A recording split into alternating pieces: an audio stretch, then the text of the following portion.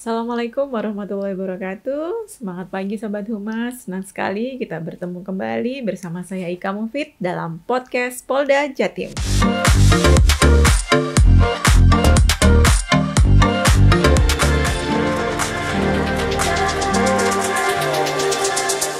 Baik Sobat Humas, gelombang wabah Omikron sekarang sudah mulai berkurang. Dan pemerintah sudah mulai melonggarkan aturan PPKM dalam penanganan COVID-19.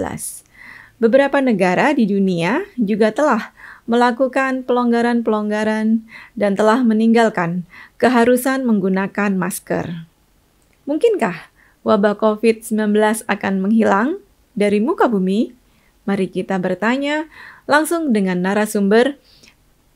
Siapakah beliau? Dan tentunya Sobat Humas di rumah sudah mulai penasaran, bukan? Mari kita langsung berbincang-bincang dengan narasumber kita, Kabid Dokes Polda Jatim, Kombes Pol Dr.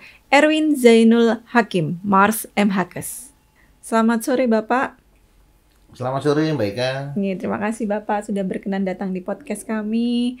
Sebelum kita bertanya-tanya tentang apa itu wabah COVID-19, kemudian penanganannya, dan vaksin tentunya yang saat ini sudah kita laksanakan booster ya Pak ya? Booster. Iya. Bagaimana menurut Bapak tentang pencapaian Polri, khususnya di Polda Jatim, tentang pelaksanaan vaksin?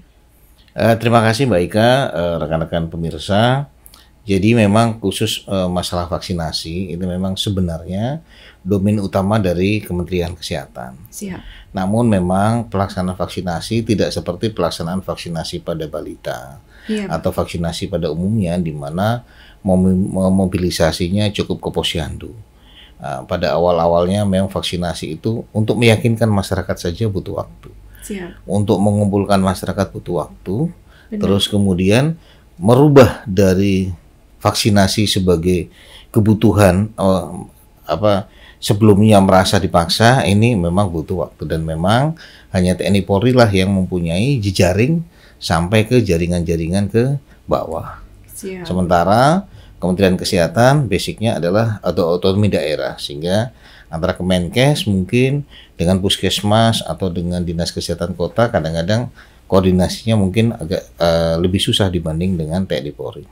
Untuk saat ini kita sudah melaksanakan booster yang kedua, itu ada yang jenis Pfizer ya Pak ya, kalau nggak salah, Moderna, dan kemudian ada juga yang Sinovac. Nah, apakah dengan kita telah melaksanakan booster ini menjamin kita untuk tidak terkena COVID gitu Pak?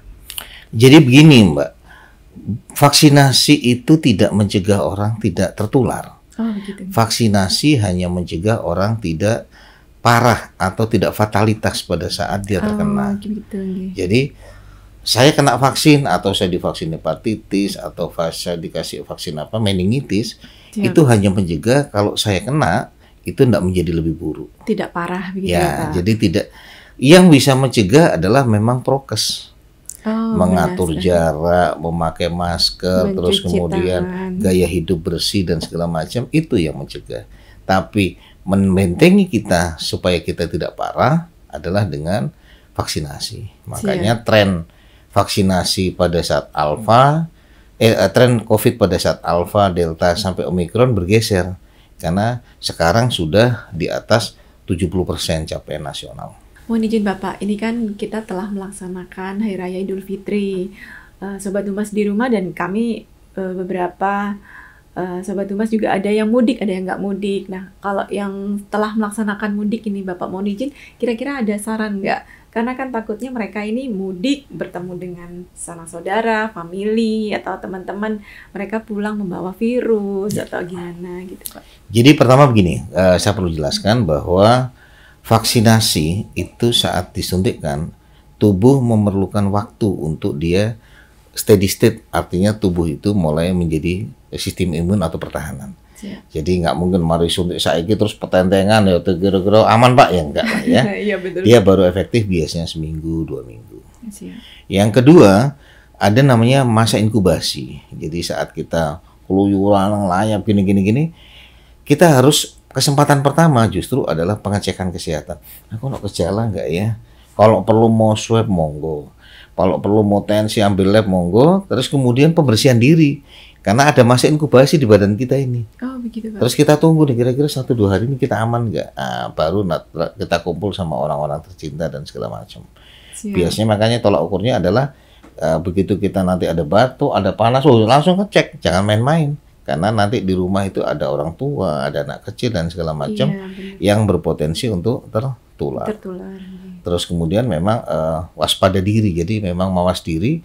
Kita ini apa nih? Oh saya misalnya diabetes, oh saya jantung, oh segera cek. Jangan sampai nanti ke bawah-bawah.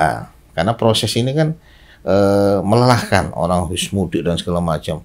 Pas pulang ke rumah tinggal capeknya badannya logrok, ngedrop ya Pak, ngedrop dia nanti gitu. Terus kemudian mulai kembali pola hidup sehat, makanan bergizi, dan itu senantiasa bersyukur sehingga auranya itu muncul ya. Iya Bapak, betul. Kalau enggak ngeleprek, karena memang salah satu dulu kekhasan daripada COVID itu membuat mental orang drop. Iya benar. Karena saya pernah kena itu. Ada saat 1-2 hari stres, plongo. Saya juga sempat terpapar Bapak 2 minggu, jadi waktu itu masih pertama, jadi kayak badan sehat, cuman pikiran yang kena gitu, mental yang kena, nggak bisa aktivitas, biasanya aktivitas jadi diam. Tapi ada ini Mbak, satu yang saya aneh. Siap. Pada saat Lebaran, itu pasien di rumah sakit itu sembuh semua memang. Entah gimana, Pak, enggak cuti apa pengen nule. Nah, Lebaran ini juga gitu, kan niatnya baik ya. Memang angkanya ya menurun, memang ajaib ini memang. Tapi memang sudah diprediksi, kalau nggak salah Pak ahli itu nyampaikan. Lebaran tahun ini sama tahun lalu bedanya adalah tahun lalu itu terjadi mutasi daripada COVID-19 di luar. Makanya Indonesia pontang-panting semua. Sekarang mutasi itu sudah hampir 80% ada di Indonesia. Sehingga kita sudah herd immunity sudah cukup terbentuk. Bahkan serologi pernah diperiksa 86%, hampir 90% orang Indonesia itu pernah kena alami. Jadi ditambah lagi vaksin akumulasi, jadi bentengnya cukup. Terbukti akhirnya kasus-kasus ini mulai turun. Dan kemudian ada teori yang mengatakan virus itu bermutasi, tambah mutasinya makin banyak, tambah menular, efeknya malah berkurang. Dan sudah terbukti akhirnya pada kasus Omikron, nularnya cepat, sembuhnya cepat. Iya benar Pak, beda dengan Delta ya Pak ya. Tapi itu kan kita butuh waktu, belajar 2 tahun itu akhirnya paham. Dulu kan bingung. Iya. Nganggep remeh malah lewat itu. Iya benar. Banyak teman sahabat kita, keluarga yang sakit pagi, sore hilang. Siang-siang buat video. Makanya saya dulu pernah sakit suruh buat video nggak mau. 90% orang yang buat video itu lewat. Saya cukup ya nggak usah buat video aja.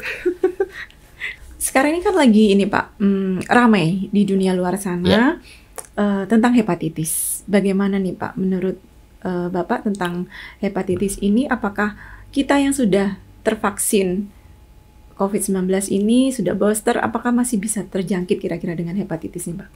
Jadi begini, yang terjadi pada saat sekarang yang kita sebut dengan hepatitis akut ini masih sifatnya kejadian luar biasa, di mana ada kasus yang sifatnya sporadis hanya di beberapa wilayah dan jumlahnya nggak banyak. Parameter untuk dia disebut sebagai hepatitis akut adalah pertama, orang itu matanya kuning atau istilahnya jaundice di skleranya. Oh, yang putih-putih gitu kuning. Terus pemeriksaan labnya SGT-nya di atas 5.000. Terus kemudian di atas 500. Terus kemudian pada saat pemeriksaan fesesnya biasanya agak-agak keputihan. Dan dia sudah diperiksa virus hepatitis A, B, C, D, E negatif. Artinya dia unspecific hepatitis. Baru kita sebut sebagai hepatitis akut unknown. Sampai hari ini seluruh yang ada kejadian, misalnya meninggal di Jakarta 3, meninggal 1 di Tulungagung, statusnya masih pending karena hasil belum keluar.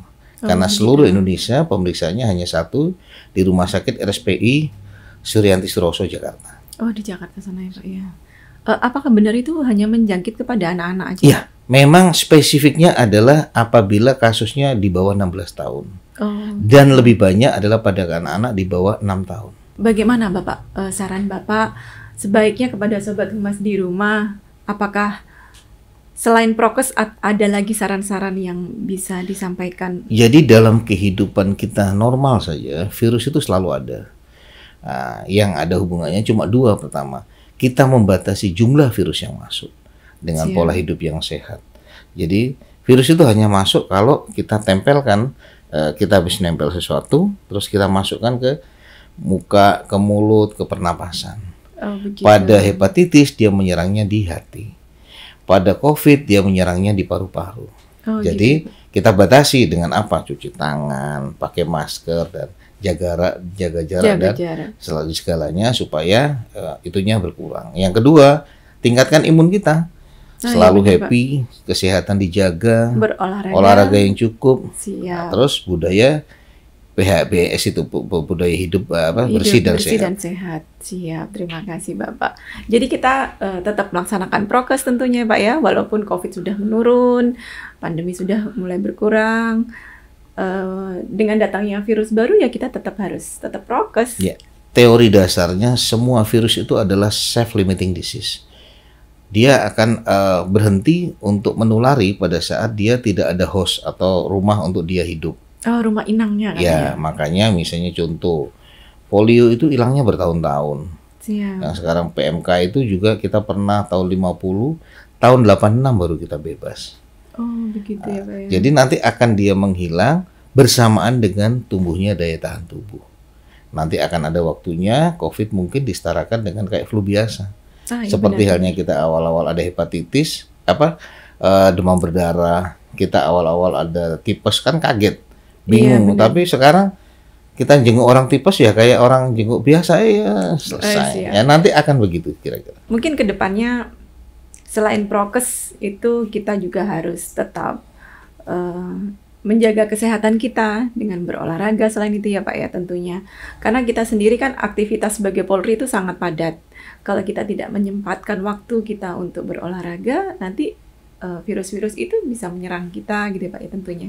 Ya, jadi yang terutama adalah sebenarnya setiap orang harus mengasesmen atau tahu kondisi dirinya.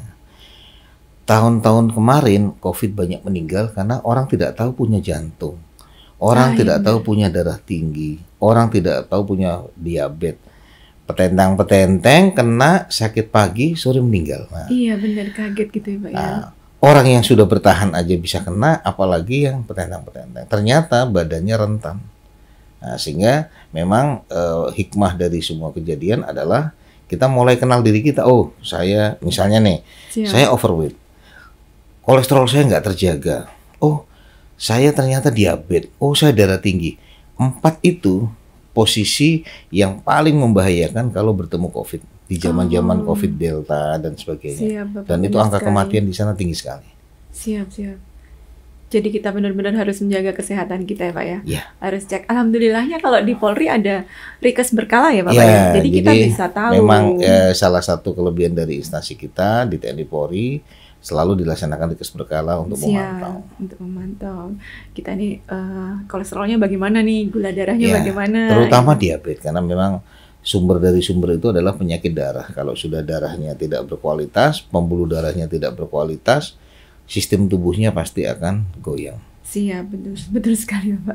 Karena kita itu ya tuntutan pekerjaan itu tadi banyak, kurang olahraganya kurang, makanan tidak dijaga, pasti anggota Polri itu sering sekali terkena tipes awal-awal itu pasti gitu. Tapi ya Pak. Ada yang lebih penting Mbak, jadi perasaan bahagia. Iya benar. Jadi sekali. Bahagia itu tidak mengenal pangkat, tidak mengenal jabatan, basicnya syukur. Nah, kalau sudah bisa menghargai satu titik, maka kita akan mendapatkan segalanya. Daripada orang mendapatkan segalanya, dia tidak menghargai titik-titik yang dia pernah raih.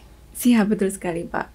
Intinya kita harus banyak bersyukur, menerima apa yang sudah diberikan oleh Tuhan. Selain hepatitis tadi ya Pak ya, tentunya Sobat Humas di rumah ini juga pada tahu sekarang ini lagi ada mungkin virus yang terkena pada hewan begitu ya Pak ya. Virus apa itu penyakitnya namanya PMK kalau nggak salah ya. Penyakit menular mulut dan kuku pada ternak. Pada hewan gitu. Mohon izin Bapak bisa dijelaskan kepada Sobat Humas bagaimana itu Pak? Jadi begini, pada beberapa waktu yang lalu, khususnya di Jawa Timur, itu memang ada kasus yang lumayan 1.427 hewan ternak yang tertular penyakit mulut dan kuku. Jadi ini khasnya adalah hewan ternak yang kukunya belah. Jadi kucing nggak punya kuku itu ya, karena kakinya 5. Jadi kuda, sapi, kerbau, kambing jadi kukunya belah. Jadi Indonesia pernah terjadi pada tahun 50. Tahun 86 kita sudah dinyatakan bebas. Pada saat kita bebas, maka vaksin-vaksin sudah nggak ada semua nih, vaksin ternak. Kita menyimpan virus kita di Inggris. Oh begitu, jauh ya Pak. Tiba-tiba beberapa waktu yang lalu dengar kabar itu, ada apa ini? Setelah sama beberapa literatur mengatakan kemungkinan besar karena ada import hewan ternak yang mungkin ilegal, yang maksudnya akhirnya terjadilah kasus. Nah, sehingga akhirnya ada penetapan dari Menteri Pertanian menjadi wabah. Kalau nggak salah sementara hanya Jawa Timur dan Aceh ada wabah ini. Oh begitu. Sehingga pemerintah, Gubernur seluruhnya mengadakan evaluasi. Salah satunya adalah penutupan tempat penyembelihan potong hewan di beberapa wilayah di Jawa Timur yang terpapar. Kalau nggak salah mulainya itu di Gresik, Lamongan, Sidoarjo kalau nggak salah. Ada satu lagi tempat-tempat. Nah kalau kita sebagai saya nih ya Pak ya. Kalau misalnya kita beli ke pasar nih Pak, daging gitu kan kita nggak tahu nih. Gimana ya Pak ya kira-kira? Jadi PMK ini virusnya memang spesifik menular antara hewan ke hewan. Oh masih. Tidak bisa menular antara hewan ke manusia. Dan yang kedua, virus ini akan mati pada daging olahan yang sudah dimasak. Oh, sudah direbus. Gitu ya, Pak, ya? Cuman manusia bisa menjadi vektor. Jadi misalnya nih, saya beli kambing di sana mungkin tidak bersih atau hewan apa. Pulang ke rumah saya punya sapi di rumah atau saya punya kuda di rumah. Kuda saya bisa tertular. Oh begitu. Jadi kita bisa menjadi vektor untuk penularannya. Namun sampai kasus ini dibicarakan, memang kasus untuk terjadi tertular ke manusia tidak ada. Namun baiknya mulai perilaku hidup sehat. Jadi setiap dari suatu tempat cuci tangan, bersihkan pakaian kita, kasih air hangat, terus kemudian baru kita melaksanakan aktivitas lainnya. Sama kejadian yang tadi pada anak-anak, apa yang harus diwaspadai pada saat hepatitis akut itu kan? Iya Pak. Hati-hati anak-anak pegang-pegang kalau ke mall dan apa. Jadi tempat-tempat itu harus benar-benar dijaga, terutama adalah saat dia kedatang wilayah-wilayah yang umum. Iya benar sekali, kalau di mall-mall itu Pak, tempat mainan anak-anak. Di sanalah gitu. Penularan itu sering. Ada satu aja orang dengan hepatitis akut anak-anak di tempat bermain, udah yang lainnya potensial. Karena sakit kuning namanya jaundice itu ya, mata. Itu penularannya paling cepat dia. Jadi ada hepatitis misalnya hepatitis B itu penularannya harus kontak air, kontak cairan, darah dan lain sebagainya. Tapi kalau yang ini senggolan, makan dan apa bisa tertular. Oh sampai segitu ya Pak ya? Jadi cuman memegang bekas orang yang terkena. Terus kemudian kita selama ini diginikan aja nggak apa-apa, tapi begitu masuk cairan lendir kita, gosok-gosok mata, digigit-gigit tangannya, udah bisa tertular. Iya benar sekali Pak, karena kan anak kecil rawan ya, suka gigit kuku, masukkan tangan ke jadi mulut. Sebenarnya ini ada hikmah, ini khususnya dari Jawa Timur karena kasus ini memang banyaknya, salah satunya di Jawa Timur PMK ini, dan yang satunya hepatitis akut, sehingga masyarakat Jawa Timur yang sudah melalui fase COVID Alpha, Delta, Omicron ini trennya sudah menurun. Kenapa tren menurun? Karena tingkat RT itu tingkat penularannya sudah di bawah 1. Terus kemudian 25 hari terakhir, 30 hari terakhir kasusnya di bawah 1000. Bahkan kalau untuk Jawa Timur sekarang naiknya paling cuma 15. Sehingga berkurang. Rumah sakit yang sebelumnya batasnya 60%, sekarang itu cuma di bawah 2%, 0, paling. Iya, sudah habis semua pasiennya. Sehingga memang tinggal menunggu 6 bulan kondisi ini stabil. Nanti state yang menetapkan, negara menetapkan apakah kita sudah menuju endemi. Oh begitu. Endemi, kemudian ada pandemi, itu beda ya? Kalau pen itu keseluruhan. Pandemi. Kalau endemi lokalis. Di bawahnya lagi nanti ada KLB, kejadian luar biasa, ada outbreak, nanti berturun lagi. Tapi kalau di hewan itu cuma ada outbreak langsung wabah, dia nggak ada istilah pandemi dan lain sebagainya. Siap. Kembali lagi ke penyakit PMK tadi Pak, penyakit mulut dan kuku. Yeah. Jadi sebagai ibu-ibu nih Pak, yang sobat rumah di rumah, memang harus benar memasak dengan benar daging yang akan diolah. Ya, kuncinya adalah semua dibersihkan dan dimasak sampai matang. Jadi memang penggemar sushi hanya agak hati-hati. Iya, betul sekali. Cuma dicelup-celup itu. Iya. Ada yang mentah itu ya. Ya kan masih, apalagi kalau makan masih ada darah-darahnya. Nah, pokoknya asal matang-matang aja ya aman lah. Siap. Dan memang riset penelitian memang tidak menular ke manusia. Apalagi suhu di atas 70 derajat pasti sudah virus itu nggak ada. Oh begitu nih. Karena kita juga takut juga kan Pak. Makanan ini steril apa enggak? Ini yang kasihan memang dan... kalau dia saya lihat upaya yang sudah maksimal dilaksanakan Jawa Timur, pembatasan, terus kemudian pengobatan dan segala macam untuk melokalisir tidak kemana-mana. Karena memang yang kasihan adalah justru di level peternak, karena perekonomian, karena hewan itu begitu kena dia berliur terus nggak mau makan. Lidahnya bengkak, ininya bengkak, akhirnya lama-lama meninggal. Oh jadi ciri-cirinya itu hewan itu berliur. Iya, berliur terus kemudian ingusan terus nggak mau makan. Nggak mau makan, akhirnya kurus ya Pak ya? Ya, terus ya kayak berjamur gitu nanti di anunya. Oh berjamur di mulutnya, ya. Gitu.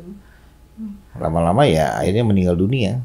Terus kan pada saat dia mati kan badannya pasti kurus, panas dan sebagainya. Ini untuk yang memiliki ternak nih Pak di rumah, khususnya sobat rumah apabila memiliki apa kiat-kiat saran dari Bapak apabila ada yang terjangkit hewannya begitu Pak?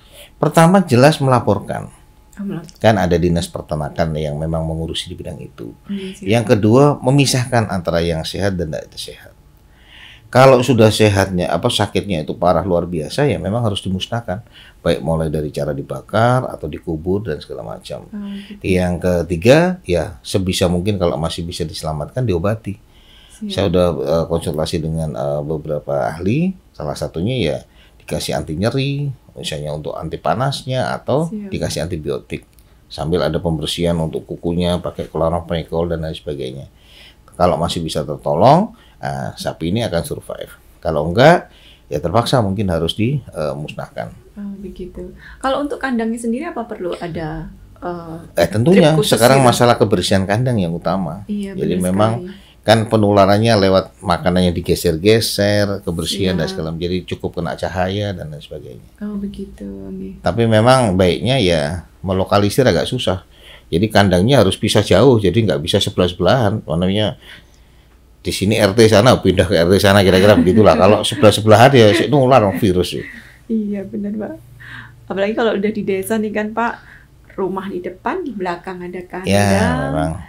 Nah, rumah tetangga dekat kadang-kadang. Apalagi ini mau Idul Kurban, jadi memang mudah-mudahan ini bisa segera menurun. Kita tinggal menunggu data-data. Yang penting masyarakat tidak usah cemas, tetap jaga pola hidup sehat, khususnya peternak. Tentunya sudah diajari bagaimana cara untuk menangani ini secara bertahap. Karena memang kasusnya udah lama itu, 86 terakhir. Muncul kembali ya Pak? Ya, Indonesia sudah dinyatakan bebas.